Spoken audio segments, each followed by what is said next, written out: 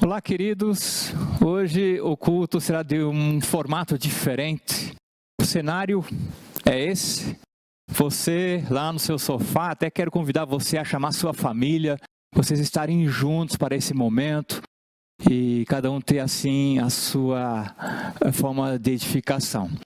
Nós teremos um tempo de louvor, de palavra, e você depois receberá uma pequena folha para fazer a sua edificação, o seu estudo baseado na mensagem de hoje.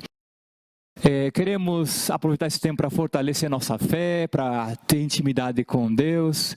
Queremos também aproveitar esse momento para estar em família, né? É um momento particular, um momento significativo para você. O salmista, Salmo 121, ele começa a sua fala com uma pergunta, dizendo: olho para os montes e pergunto, de onde virá o meu socorro? Depois ele mesmo responde: o meu socorro vem do Senhor Deus, que criou, que fez o céu e a terra. Ele muda, o seu protetor, ele está sempre alerta e não deixará que você caia. O protetor do povo de Israel nunca dorme, nem cochila. O Senhor guardará você, Ele está sempre ao seu lado para protegê-lo. O sol não lhe fará mal de dia, nem a lua de noite. O Senhor guardará você de todo perigo. Ele protegerá a sua vida. Ele guardará quando você for e quando voltar, agora e sempre. Amém. E essa também é a nossa segurança, é a verdade na qual nós acreditamos. Deus é o socorro, Deus é refúgio. E por isso nós vamos colocar as nossas vidas agora diante de Deus. Vamos orar. Querido Deus, obrigado por esse momento, obrigado por essa verdade, por essa palavra tão significativa. O Senhor é o nosso protetor. Queremos confiar sempre em Ti.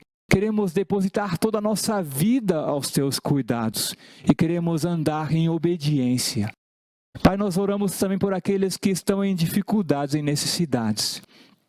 Os que estão enfermos, os que perderam entes queridos. Pedimos que de uma forma sobrenatural o Senhor se manifeste em cada uma dessas situações. E acima de tudo, Deus, que o Teu povo, que se chama pelo Teu nome, como também as outras pessoas, possam buscar-Te de todo o coração e possam de fato ter um relacionamento contigo. Deus, que essa situação que a gente está vivendo possa nos ajudar a chegar bem perto do Senhor. Oramos isso em Teu precioso nome. Amém. Nós vamos ter o tempo de louvor, de adoração. Eu quero que você participe disso de todo o coração. Vamos louvar.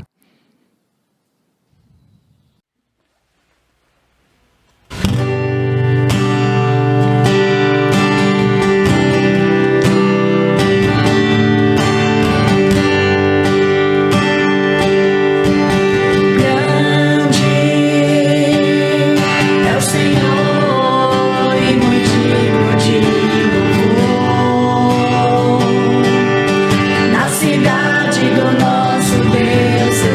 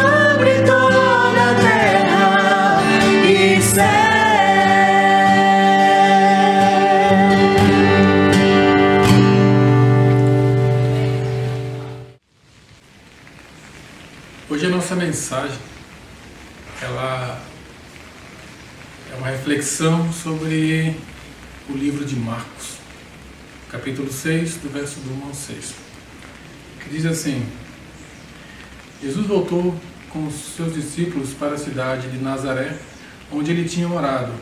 No sábado começou a ensinar na sinagoga. Muitos que o esperavam e estavam escutando ficaram admirados e perguntaram: de onde é que este homem consegue tudo isso? De onde vem a sabedoria dele? Como é que ele faz esses milagres?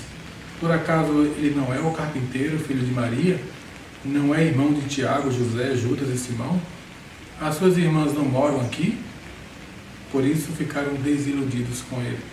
Mas Jesus disse: um profeta é respeitado em toda parte, menos na sua terra, entre os seus parentes e na sua própria casa. Ele não pôde fazer milagres em Nazaré, a não ser curar alguns doentes, pondo a mão sobre eles, e ficou admirado com a falta de fé que havia ali. Interessante observar nesse texto que Jesus ele leva os seus discípulos para a cidade de Nazaré, onde ele viveu, onde ele nasceu. E quando ele começa a pregar, quando ele começa a falar, as pessoas logo ficam impressionadas com ele. Começam: de onde é que vem tanta sabedoria? Como ele consegue tudo isso? Como é que ele faz esses milagres? Mas logo em seguida, nós percebemos no texto que as pessoas começam a questionar: por acaso ele não é o carpinteiro, filho de Maria? Não é uma pessoa comum igual a nós aqui?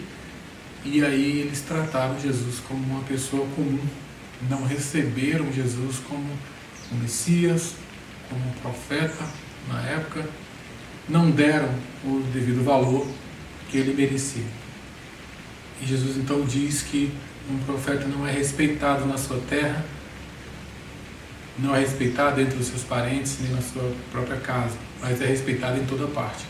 O texto diz que Jesus não pôde fazer milagres ali.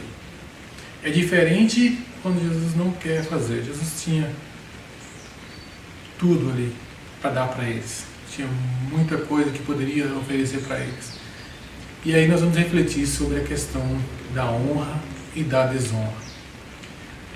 Nesse texto nós podemos ver claramente que Jesus não foi honrado, e por causa da aceitação que as pessoas não... a falta de aceitação, na verdade. Eles não aceitaram Jesus, então Jesus não pôde fazer o milagre ali. E a nossa reflexão é sobre essa questão da honra. Hoje nós vamos falar sobre a honra. A honra é um protocolo. Um protocolo para permanecer em posição de oportunidade e privilégio. É um protocolo que libera sobre a nossa vida o sobrenatural de Deus, as bênçãos de Deus. Depende da honra. A honra, ela é valorização, apreciação, estima, um olhar favorável, respeito. É como reverenciar, como tratar com distinção, deferência, submissão, realizar obrigação relativa a alguém, ter alta consideração. A honra, ela é algo que você... é como o amor. A honra não... você não pode exigir das pessoas a honra. A pessoa tem que dar de livre e espontânea vontade. E precisa ser do coração. É uma motivação do coração. Você não pode obrigar uma pessoa a te honrar, assim como você não pode obrigar uma pessoa a te amar. Interessante que a Bíblia trata essa questão da honra. Existem algumas esferas da honra, como por exemplo, a honra na família. Nós vamos falar também sobre a honra às autoridades. Honrar a Deus, existem várias formas de você honrar a Deus. Honrar a Deus não só dentro de um quarto, em oração, mas na relação que nós temos com as pessoas. Como que a minha relação com as pessoas, ela influencia esse sobrenatural, como é que eu posso honrar a Deus através das pessoas. Isso que nós vamos ver hoje. Lá no livro de João, no capítulo 5, 41, Jesus vai iniciar falando que não aceita glória dos homens. E logo no verso 44, em seguida, ele vai dizer o seguinte: como vocês podem crer se aceitam glória uns dos outros, mas não se preocupam? Não procuram a glória que vem do Deus único. E aí nós podemos aprender algo que é interessante. E Jesus fala o seguinte: a minha motivação com relação a honrar as pessoas não pode ser com base no que elas podem me oferecer. Eu honro as pessoas porque eu obedeço a Deus e espero de Deus a recompensa, não das pessoas. Esse é um primeiro ponto que é extremamente importante. Uma diferença entre outra coisa que não é a honra também é a gente valorizar alguém por algo errado que ela faz. Independente de quem seja, nós não devemos honrar o tolo, como diz a Bíblia. Como neve no verão ou como a chuva na colheita, assim a honra é imprópria ao tolo. Fala em Provérbios 26:1. Quer dizer, você não deve valorizar algo que é um mau comportamento, por exemplo. Eu dou o exemplo de um filho e um pai. Se um filho desonra o seu pai, se um filho desobedece o seu pai, se um filho não trata o seu pai com reverência, com distinção, e esse pai ele agrada o seu filho, ele beneficia o seu filho por esse mau comportamento, o que acontece? A Bíblia vai dizer em Mateus 7,6: não deem o que é sagrado aos cães, nem atirem suas pérolas aos porcos, caso contrário, eles as pisarão, e aqueles voltando-se contra vocês os despedaçarão. Voltando à situação do filho. Quando o pai não corrige o seu filho, ele faz com que o seu filho cresça com base em rebeldia. O filho, ele precisa, assim como Deus faz conosco, que nos deixa sofrer as consequências, os pais precisam fazer com que seus filhos sofram as consequências. Então nós devemos amar os nossos filhos, ensinar os nossos filhos e corrigir os nossos filhos. E quando nós honramos a Deus através das nossas atitudes, é liberada sobre nós uma recompensa do sobrenatural. Está em Mateus 10, 40, 42, você pode acompanhar comigo. Quem recebe vocês, recebe a mim, diz o Senhor. E quem me recebe, recebe aquele que me enviou. Quem recebe um profeta, porque ele é profeta, receberá a recompensa de profeta. E quem recebe um justo, porque ele é justo, receberá a recompensa do justo. E se alguém der, mesmo que seja apenas um copo de água fria a um desses pequeninos, porque ele é meu discípulo, eu asseguro que não perderá a sua recompensa. Jesus está dizendo aqui que há uma recompensa através da honra. A bênção não tem a ver só com o que uma pessoa pode dar, mas com a forma como é que a pessoa é recebida. E nós devemos tomar um certo cuidado, porque desprezar a palavra de Deus, porque nós não aceitamos a pessoa, é o mesmo que desprezar o próprio Deus. Você pode imaginar um quadro. Imagina alguém faz uma pintura, ela capricha naquela pintura, faz um quadro, pinta o quadro, e alguém vem e destrata aquele quadro, fala mal dele. Como que o pintor vai se sentir? A pessoa está destratando o quadro, está dizendo que o quadro está feio e tal. A pessoa deu tudo de si naquele quadro, a pessoa fez o máximo naquele quadro. Mas quando o quadro é destratado, você não está destratando o quadro, mas sim a pessoa que pintou, a pessoa que criou aquele quadro. Da mesma forma, a desonra a alguém enviado por Deus.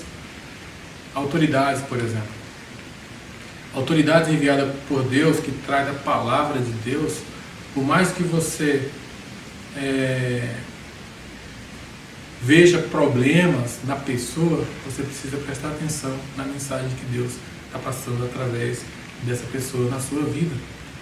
É algo importante porque é um teste de fé, muitas vezes. Provérbio 13:13 vai dizer o seguinte: quem zomba da instrução pagará por ela, mas aquele que respeita o mandamento será recompensado. Nós precisamos crer que Deus, Ele vai agir na nossa vida, muitas vezes, em momentos em que a gente é testado. Nós precisamos ser testados. E muitas vezes o problema da autoridade, do líder, do pai, de qualquer pessoa que nós devemos honrar, é o fracasso moral. O fracasso moral, muitas vezes, do líder, do pai, é um teste de honra para o seu filho. Mesmo que o seu pai erre, que o seu líder, o seu chefe cometa um erro, eu devo tratar com desonra? Não. Se eu tratar com desonra, eu estou bloqueando na minha vida as bênçãos que Deus tem para mim através daquela pessoa. Nós temos um caso interessante sobre a vida de Noé, por exemplo. Nós temos Noé teve um momento onde ele embriagou-se, ficou nu dentro da sua tenda, e 2 dos filhos dele se preocupou com o pai, pegou a sua capa, andou de costas, teve toda uma reverência com seu pai, cobriu ele, mas um dos filhos de Noé não teve esse cuidado, e ele foi amaldiçoado. Ele e toda a sua descendência passou a ser escravos. Então, muitas vezes, o fracasso moral de um líder é um teste de honra para os seus liderados. E dentro da família, dentro da esfera da honra, como eu posso trazer para dentro da minha família essa bênção? Liberar o sobrenatural de Deus sobre a minha família. A Bíblia vai dizer: honrar o teu pai e a tua mãe, a fim de que tenhas vida longa na terra que o Senhor, teu Deus, te dá. Está em Êxodo 20:12. Deuteronômio 27:16 diz: maldito quem desonra o seu pai e a sua mãe. Muitas vezes a gente percebe em algumas situações filhos que têm problemas com seus pais, que esperam muitas vezes dos seus pais atitudes para que haja liberação de perdão. E muitas vezes a dificuldade ela vem na nossa vida justamente porque nós não compreendemos esse mandamento de Deus. Nós devemos honrar confiando em Deus, não nas pessoas. Desonrar, como já falei, é tratar como algo comum, ordinário, inferior. Você trata um líder, uma autoridade, um pai, como alguma coisa comum, faz distinção, deferência, você dá honra aos líderes. Um filho, os pais não devem irritar os seus filhos, antes criem segundo a instrução e o conselho do Senhor, diz Efésios 6:4. Os filhos são uma bênção, uma herança de Deus aos seus pais. E a gente falou sobre a disciplina. Na história de Eli, nós vemos que os filhos de Eli desonrou a Deus e ele não disciplinou os seus filhos, e o que aconteceu ali depois, eles foram ceifados. E a esposa, falando agora da questão da esposa, a demonstração do verdadeiro arrependimento é necessário com relação aos filhos. Como já falamos sobre a questão dos filhos. Em 1 Pedro 3,7 diz: do mesmo modo, maridos, sejam sábios no convívio com suas mulheres e tratem-as com honra, como parte mais frágil, co-herdeira do dom da graça da vida, de forma que não sejam interrompidas suas orações. Então os maridos precisam e devem tratar suas esposas com respeito, com honra. Da mesma forma, as esposas precisam tratar o seu marido com honra, porque ele, como autoridade da família, através dele, toda a família precisa ser abençoada. E a esposa tem que honrar, os filhos têm que honrar o pai, a esposa tem que honrar os seus filhos. Na família, muitas vezes a gente deixa de ter essas bênçãos. É algo que pode prejudicar, ou você pode simplesmente mudar o rumo da sua história, da sua família, através de um bom relacionamento familiar, abençoar os seus filhos, a sua esposa e o seu marido. Falamos sobre as autoridades: dê a cada um o que lhe é devido, imposto, se tributo, se temor, temor, se honra, honra, diz Romanos 13:7, com relação à honra às autoridades. Todos devem sujeitar-se às autoridades governamentais, pois não há autoridade que não venha de Deus. As autoridades que existem foram por ele estabelecidas. Portanto, aquele que se rebela contra a autoridade está se opondo contra o que Deus instituiu. Aqueles que assim procedem trazem condenação a si mesmos, diz Romanos. E aí algo interessante sobre essa questão da honra, é que devemos cuidar com as ofensas, saber lidar com o orgulho, pois a honra é antes de tudo um ato de humildade. A história de Ana e de Eli está em 1 Samuel 1. A Ana estava dentro do templo, estava orando a Deus, e a forma como ela estava orando, ele achou estranho, e ele chegou, repreendeu ela e ainda falou para ela largar o vinho, e ela deu uma resposta para ele. Interessante que quando olhamos dessa passagem, ele tratou ela ali e muitas pessoas podem pensar que ela teria o direito de enquadrar ele. Mas não, a resposta dela foi respeitosa com ele, com o profeta Eli.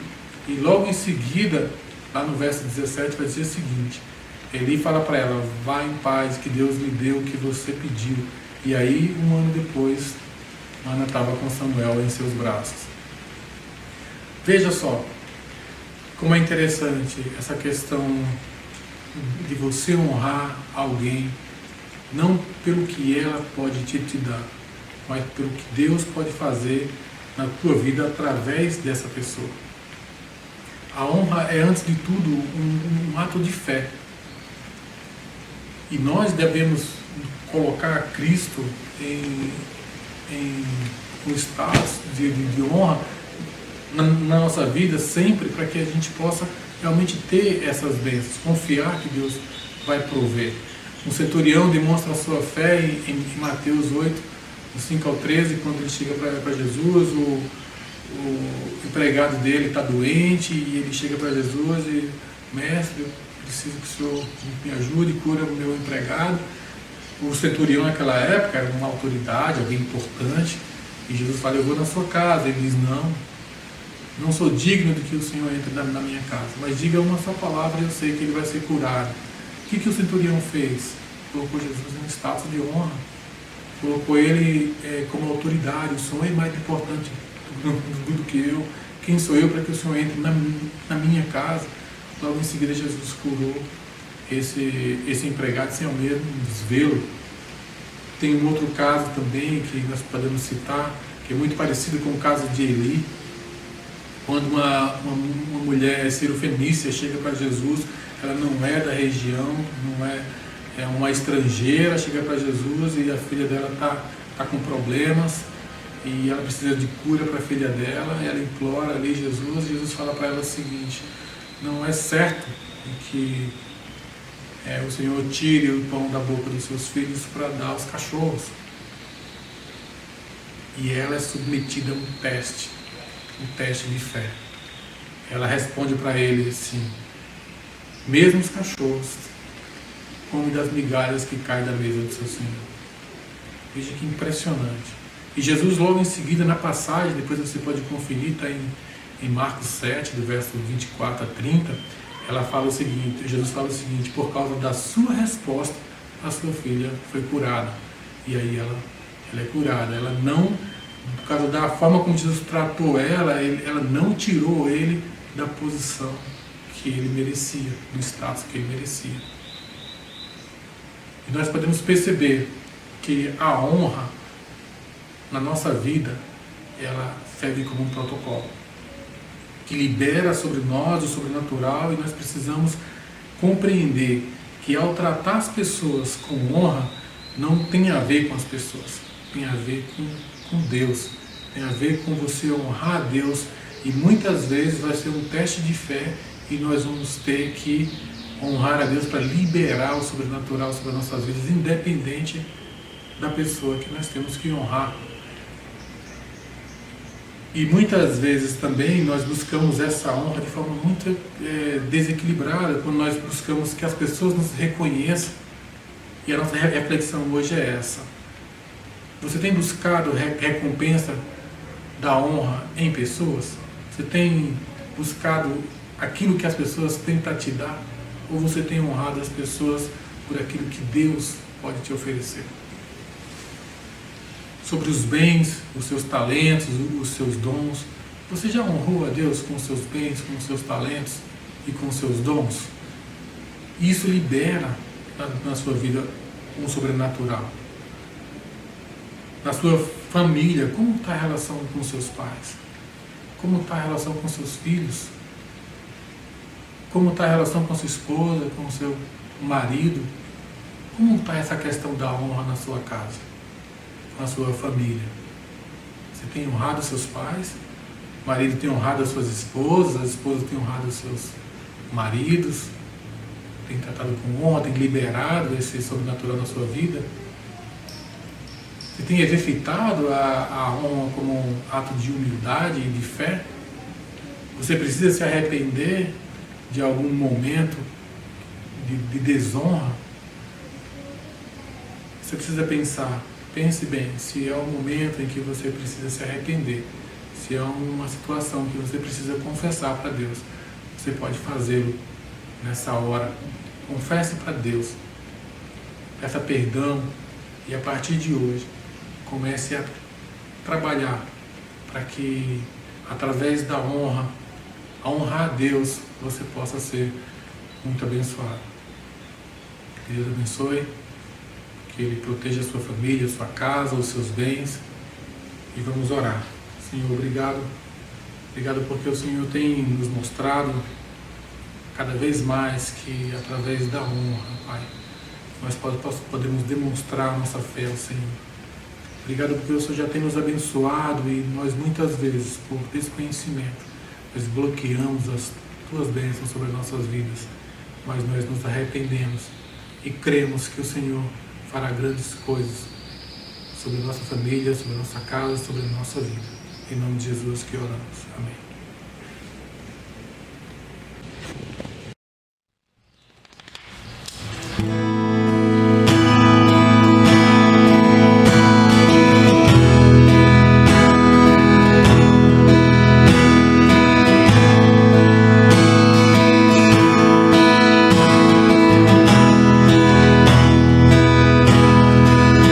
Não há outro como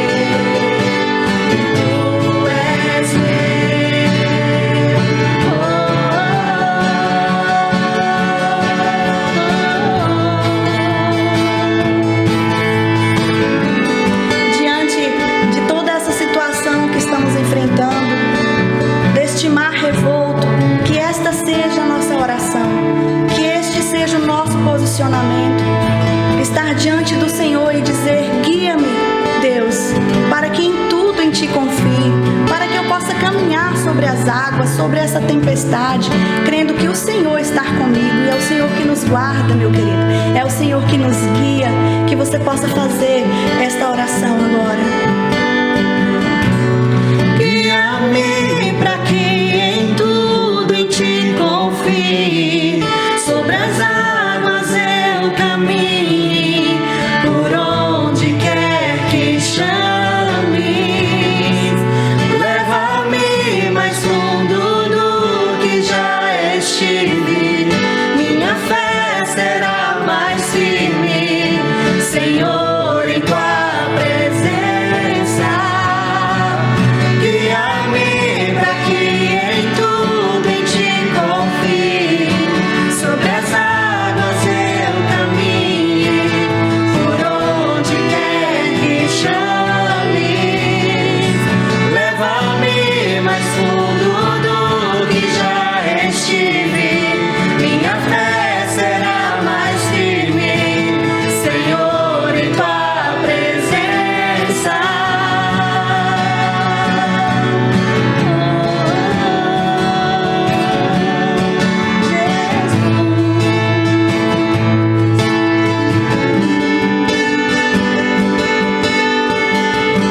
E ao Teu nome clamarei,